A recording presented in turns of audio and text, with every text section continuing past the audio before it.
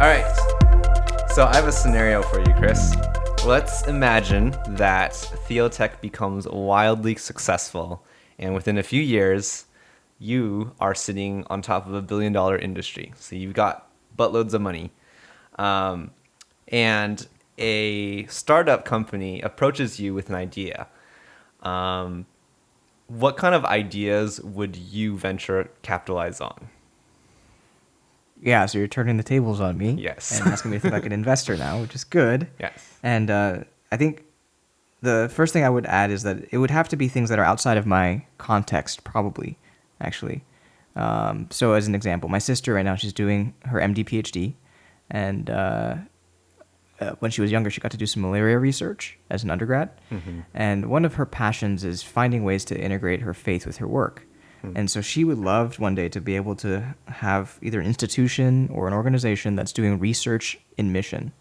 And what she means by that is that she realized that when you do research abroad, in international places, relief work and that kind of thing like that, you're getting the chance to interact with a lot of people, and you're doing it to help them. You're doing it to help them with, malaria research and that kind of thing. And it also presents opportunities for relationships with people, which can then result in sharing the gospel and things like that, just through natural relationships.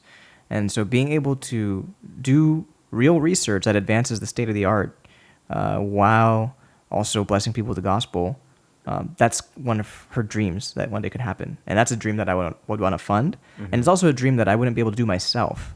I would have to fund someone else to do it because she's in that world. She's in that context of doing medical research and working abroad. So those are the kinds of ideas I can see that if God blessed me with that, boatload of money, whatever, it's really finding the startups and entrepreneurs and teams of people that are thinking through that God-centered mindset of him as the customer and what he values, and doing it in a diverse variety of, industries that I don't have the immediate expertise and to execute on it, let's say of my company or whatever. But I definitely see that it's an opportunity to create foretastes of God's kingdom in that industry. And this entrepreneur has both the expertise as well as the heart, calling, and passion, and the ability to kind of weave those two together to say that we're not just doing this as a status quo. We're not here to conform to the market in order to profit. We're here to transform the market in order for it to experience God's kingdom. So those are the kinds of entrepreneurs I would want to fund in the general sense. Yeah. So I think the general answer is just basically anyone with that kingdom mindset or the God customer centered mindset where they're thinking of God as a customer and working backwards in their respective field. So like this could be like a indie video game company that like approaches you and they have like this really sweet idea on creating a game, but also incorporating the gospel into it and like creating games with God as the customer and like working backwards. That's really weird to think about, but that's why it should be weird. Yeah. And it's going to require a lot of deep thought for it not to be cliche or not for it not to feel cheesy. Artificial. Yeah. And that's serious work because it requires a deep empathy with what God really values. So it's not just slapping a Christian label on something. It's not just saying that, okay, this is for churches, this is for Christians. Like, oh, this is about prayer and spiritual life. Obviously, it's for God. No, it requires deep empathy with the kind of experiences that God wants to deliver in the world. So, and it requires a deep knowledge of what the real joy of gaming is. Yeah. Like, you have to be a gamer. You have to enjoy it. You have to love it. And you have to see where it's corrupt and where it can destroy lives. And you have to see where it's really enjoyable, where it's connecting you in ways that God designed human beings to connect, and where it's giving you understandings and insights into who God is and what he wants for his world. You have to have that deep domain knowledge of gaming and the game industry and the game process and the marketing process, all those things like that. Yeah. So you can craft, and you have to have a deep understanding of the gospel. And that lets you craft a unique experience that really takes the best of and advances the state of the art in gaming while delivering an experience that gives people a foretaste of what God is like. Yeah. So it's not only if God's the customer, what kind of experience would delight him, but also if he was the designer, what kind of game would he want to design? Interesting. What kind of story would he want to tell through this game? Yeah. So it's definitely, I'm glad you asked me this question because it's definitely way more than just like slapping a Christian label, like, oh, this is a Christian game because it's about David and Goliath or whatever. Like, no, it requires that deep insight into the essence of gaming and how God intends for it to fit within his created order. Yeah, that's really important too, because I think a lot of times people can slap on that Christian label and then just kind of like run with it, and they can actually do it, like they can fake it pretty well too, but it's like it's not as genuine and like you can tell up front it doesn't require as much thought either. Yeah, and you just it's like just let's just make a Christian Facebook. Yeah. Well, there's really no point, and if anything, it kind of undermines what you might want, which is actually for Christians to engage with non-Christians, right, for the sake of discipleship and evangelism and serving them and loving them. You know, at the surface level, if you just treat it that way, it doesn't work. You really have to begin with God as the customer. You can't just take something off the shelf and say, I'm going to slap a Christian label on it. Yeah. I mean, that's actually a really cool like ideology, like the idea of hybridizing these two elements. So like, you know, going back to like gaming, right? You have to, like what you're saying, you have to be someone in that industry, whether as like a competitive gamer or a game designer or like a, you know, game developer, game marketing, like you would have to be in that culture and in that world, but then at the same time also rooted in Christ, and then like hybridizing those two worlds together.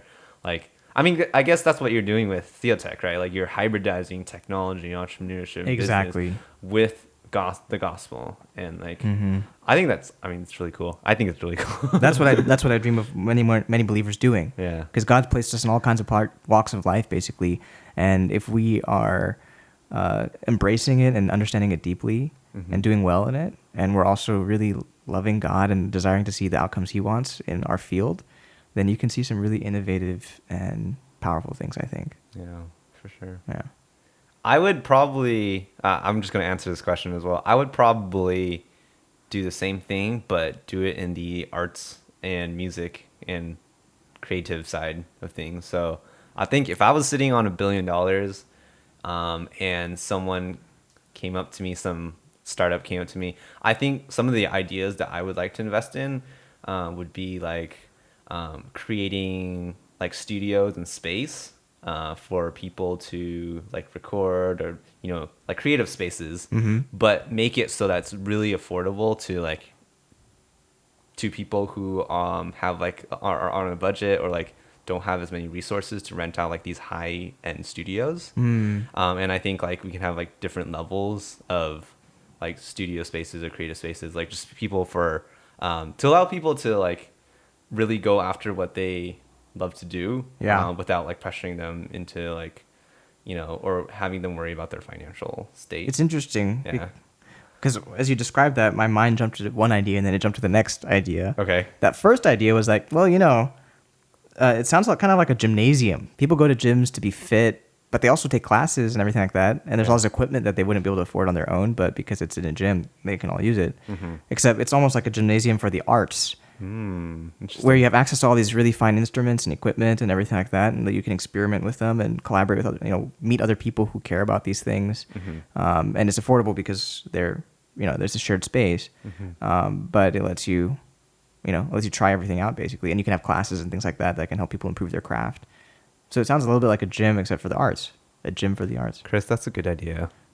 I'm gonna take that idea. If that's okay. It's on the podcast, so oh dang, okay. It's okay. I'll give it to you. Okay, it's out there. We might be able to make it happen. See, maybe TheoTech can do that one day, because we're trying to help people do what they love for the sake of the gospel. I don't know. An art gym. An art gym, a gym for the arts.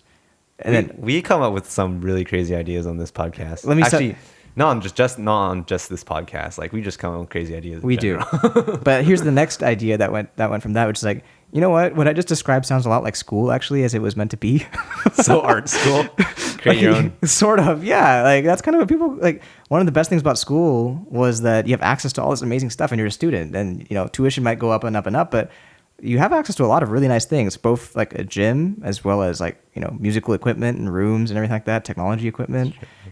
So I feel like maybe there's a spectrum here where there's a small scale makerspace maybe to a little bit next level up, like art gym basically, to a next level up where it's like university. Art school.